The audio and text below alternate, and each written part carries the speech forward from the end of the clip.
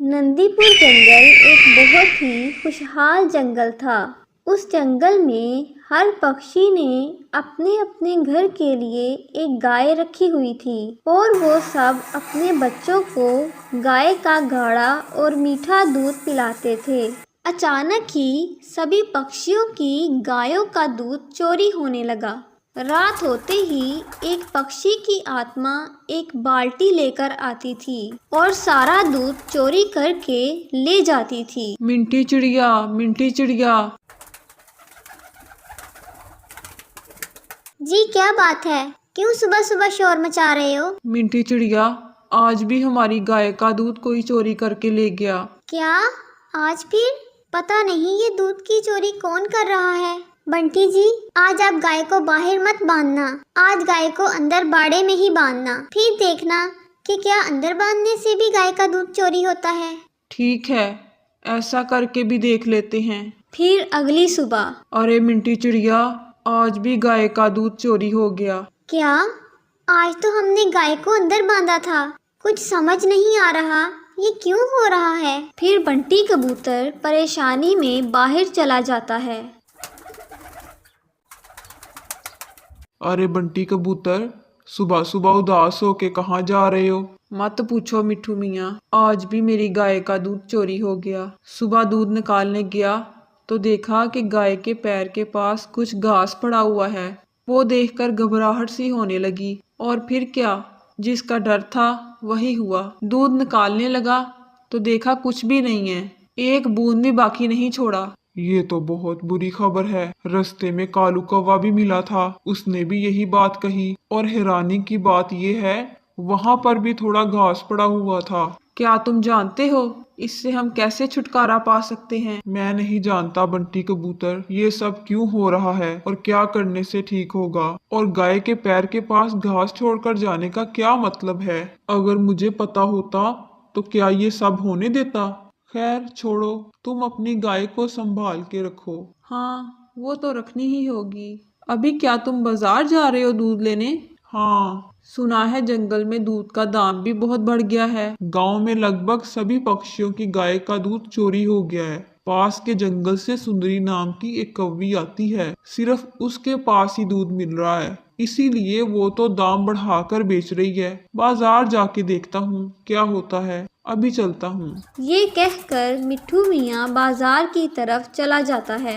अगली रात वो आत्मा गांव में आती है और किसके घर में गाय है ढूंढती रहती है। वो आत्मा दिखने में भी बहुत भयानक थी। उसके एक हाथ में बाल्टी और दूसरे हाथ में थी चमकती घास। ढूंढते ढूंढते उसे एक घर मिला। वो घर के अंदर चली जाती है और गाय के पास जाकर वो जादुई घास खाने के लिए देती है। वो घास देखकर गाय को घास खाने की इच्छा होने लगी और फिर वो आत्मा बाल्टी लेकर गाय का दूध धोने लगी और सारा दूध बाल्टी में भर लेने के बाद वो आत्मा वहाँ से भाग जाती है और रात के अंधेरे में गायब हो जाती है। अगले दिन सुबह। अरे इतनी देर हो गई है और अभी तक तुम सो रहे हो। जल्दी से उठो। उठ रहा हूँ, आज ज्यादा देर तक सो गया था। जल्दी से उठकर पहले गाय को देख कर आओ। क्यों, क्या हुआ? सुबह से गाय की कोई आवाज सुनाई नहीं दी। अभी तक एक बार भी उसने आवाज नहीं निकाली। तुम जल्दी से जाओ और देख के आओ। मेरा मन बहुत घबरा रहा है। हाँ हाँ ठीक है, देख के आता हूँ। ये कहकर बंटी कबूतर वहाँ से चला जाता है और वो सीधा गाय के बाड़े में चला जाता है और देखता है कि गाय खड़ी हुई है और उसके सामने वही घास पड़ी हुई है। बंटी कबूतर को सब समझ में आ गया। ऐ भगवान, हाय रे। जरूर कुछ हुआ है, मैं जाकर देखती हूँ। ये कहकर मिंटी चिड़िया घर से निकल जाती है। बाड़े में जाकर वो बंटी कबूतर का चेहरा देखकर सब समझ जाती है। मिंटी चिड़िया, आज फिर गाय का दूध कोई चोरी करके ले गया। अचानक मिंटी चिड़िया की नज़र उस जादुई घास पर पड़ती है।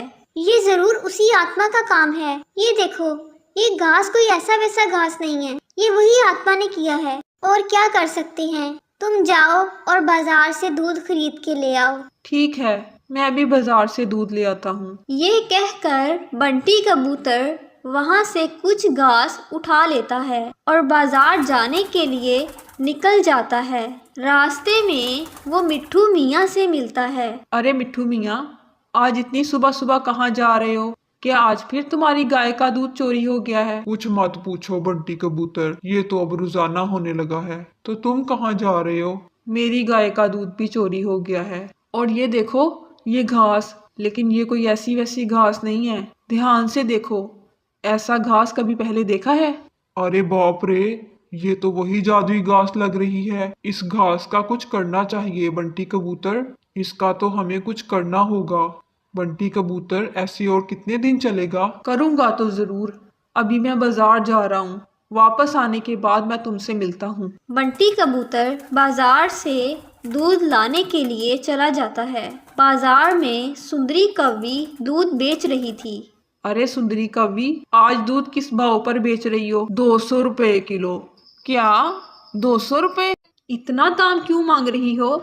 बाजार में दूध नहीं है बंटी कबूतर, यही दाम देकर तुम्हें खरीदना पड़ेगा। लेना है तो लो, नहीं तो जाओ यहाँ से। बाजार में दूध नहीं है तो क्या हुआ? तुम्हारी गाय पर तो ज्यादा खर्चा नहीं हो रहा। तुम्हारी गाय जितना खाती थी उतना ही खाती है। जितना दूध पहले देती थी उतना ही दूध अब देती है। तुम्हारा खर्च तो नहीं बढ़ा ना? मैं जितना दाम बोल रही हूँ उतना ही दाम देकर खरीदना होगा। लेना है तो लो, नहीं तो जाओ यहाँ से। मेरा समय बर्बाद मत करो। बस मेरी गाय का दूध आज चोरी हो गया, इसलिए आया हूँ, नहीं तो तुम्हारे यहाँ कभी नहीं आता। कोई नहीं आएगा।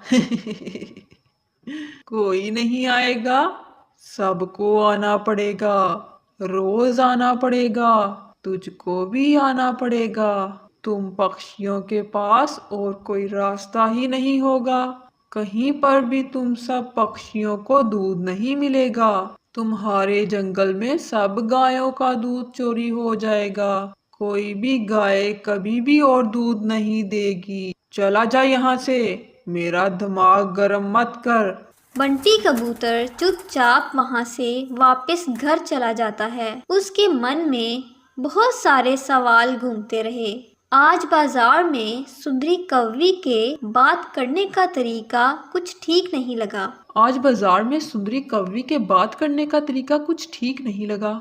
सुंदरी कौवी ने आज जिस तरीके से बात की है, मुझे बिल्कुल भी अच्छा नहीं लग रहा। मुझे लग रहा है सुंदरी कौवी दूध चोरी होने के बारे में सब कुछ जानती है। मैं अभी मिट्ठू मियाँ और कालू कौवे को मिलकर सब कुछ बताता हूँ। कालू कौवे के घर में बंटी कबूतर बात कर रहा था। उसी समय मिट्ठू मियाँ भी वहाँ पहुँच गया। अरे बंटी कबूतर, तुमने इतनी जल्दी क्यों बुलाया? कुछ हुआ है क्या? तुम्हें कुछ पता चला है क्या? बंटी कबूतर ने बाजार में जो कुछ भी हुआ उसके बारे में उन्हें बताया। मुझे लगता है सुंदरी कौवी सब जानती है गायों के दूध चोरी होने के बारे में। हमें उसको नजर में रखना होगा। तो फिर देर करने का कोई फायदा नहीं है। चलो आज ही बाजार में जाते हैं और सुंदरी कौवी के ऊपर नजर रखते हैं। उसके बाद तीनों मिलकर बाजार की तरफ निकल गए। बाजार पहुंचकर उन्होंने देखा सुंदरी कौवी का सारा दूध खत्म हो गया था। आज भी सारा दूध बिक गया है। कितना भी दाम हो, बिक तो जाना ही था। ये कहकर सुंदरी कौवी अपने घर की तरफ चली जाती है। बंटी कबूतर, मिट्ठू मियाँ और कालू कौवा भी उसके पीछे पीछे उसके घर की तरफ चले जाते हैं। आखिर वो सब सुंदरी कौवी के घर के पास आ गए। सुंदरी कौवी के विशाल घर को देखकर वो सब दंग रह गए। अरे बंटी कबूतर, इतना बड़ा घर! एक गाय का दूध बेचने वाली का घर इतना बड़ा कैसे हो सकता है? और घर में कोई गाय भी नजर नहीं आ रही, तो इतना दूध कहाँ से आता है? तभी बंटी कबूतर की नज़र सुंदरी कौवी के बगीचे की तरफ जाती है। वो वही घास का बगीचा था जो घास उसे अपनी गाय के पैर के पास से मिली थी। मिट्ठू मियाँ, कालू कौवे, उधर देखो। बंटी कबूतर अपने पास से वही घास का टुकड़ा उन्हें निकाल कर दिखाता है। ये क्या है बंटी कबूतर? ये वही जादुई घास है जो मेरी गाय के पैर के पास से उसका दूध चोरी होने के बाद मिली थी। और उधर देखो, सुंदरी कवि के बगीचे में भी एक ही घास। इसका मतलब तुम बोलना चाहते हो कि सुंदरी कौवी एक आत्मा है? अरे बाप रे, मुझे तो बहुत डर लग रहा है। चलो यहाँ से भाग चलते हैं। नहीं, भागने से नहीं चलेगा। इस तरह जंगल में सबका नुकसान होने नहीं दिया जाएगा। मिट्ठू मियाँ, तुम एक काम करो, 1 बैरल गैसोलीन का तेल और माचिस का इंतजाम करके रखो। आज ही हम तीनों एक साथ शाम होने से पहले यहाँ आ जाएंगे। आत्मा को रंगे हाथों पकड़ना होगा। अभी चलो यहाँ से। शाम होने से पहले बंटी कबूतर, मिट्ठू मियाँ और कालू कौवा सुंदरी कव्वी के घर के सामने आ जाते हैं। जल्दी चलो, हम सब बगीचे में जाके छुप जाते हैं। वो सब सुंदरी कव्वी के बागीचे में जाके छुप जाते हैं। रात होते ही सुंदरी कव्वी घर के दरवाजे से उड़ती हुई आती है और एक आत्मा में तब्दील हो जाती है। वो पहले अपने बगीचे की तरफ आती है जादुई घास काटने के लिए। उसी समय बंटी कबूतर, मिट्ठू मियाँ और कालू कौवा भी वहाँ आ जाते हैं। रुक जा आत्मा, आज तेरा खेल खत्म। कौन है तू? मेरे काम में क्यों रुकावट डाल रहा है? मैं बंटी कबूतर। आज बाजार में तेरे साथ बात करके मुझे शक हुआ था, लेकिन मैं तब कुछ नहीं बोला। तू इसी जादुई घास से हमारी गायों को वस्त में करती है, तभी हमारी गाय कोई आवाज नहीं निकाल पाती। तू सारा दूध चोरी कर लेती है और अगले दिन सुंदरी कव्वी बनकर बाजार में बेच देती है। आज तेरा सब खेल खत्म। इस जादुई घास के बगीचे में ही मेरी ताकत है। चला जा यहाँ से, नहीं तो आज कोई बचकर नहीं जाएगा। अरे बाप रे, बंटी कबूतर, मिट्ठू मियाँ, चलो यहाँ से भाग चलते हैं। वो मैं जानता हूँ, और इसीलिए आज मैं तेरी सारी ताकत खत्म कर दूंगा। मिट्ठू मियाँ, तेल छिड़क दो। हाँ हाँ। मिट्ठू मियाँ तेल के बैरल से तेल बगीचे में छिड़क देता है और उसी समय बंटी कबूतर माचिस से आग जला देता है। अरे तुम लोग ये क्या कर रहे हो? अरे बंद करो, बंद करो, बंद करो, बंद करो ये। बागीचे का सारा घास बहुत ही तेजी से जलने लगता है।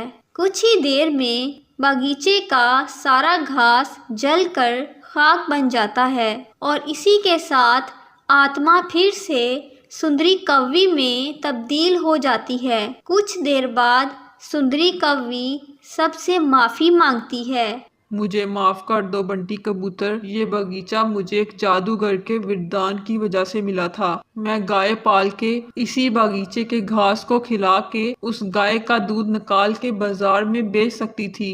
ये घास मैं पूरे जंगल की गायों को भी दे सकती थी, इससे सब सुखी रहते। लेकिन इसमें मैं अमीर नहीं बन सकती थी। मैं काम ना करके जल्दी से अमीर बनना चाहती थी। मेरी लालच इतनी बढ़ गई थी कि मैं आत्मा में तब्दील हो गई थी। तुमने आज ये बगीचा जलाकर मुझे आज उस लालच के अहंकार से मुक्त कर दिया और मुझे सुंदरी कव्वी बना दिया। बहुत बहुत शुक्रिया बंटी कबूतर। जिसके पास जितना सामधन होता है उसको उतना ही आहार लेना पड़ता है, लेकिन तुमने वो नहीं किया सुंदरी कव्वी, इसीलिए तुम्हारा ये हाल है। अब आइंदा जिंदगी में कभी भी भूल मत करना।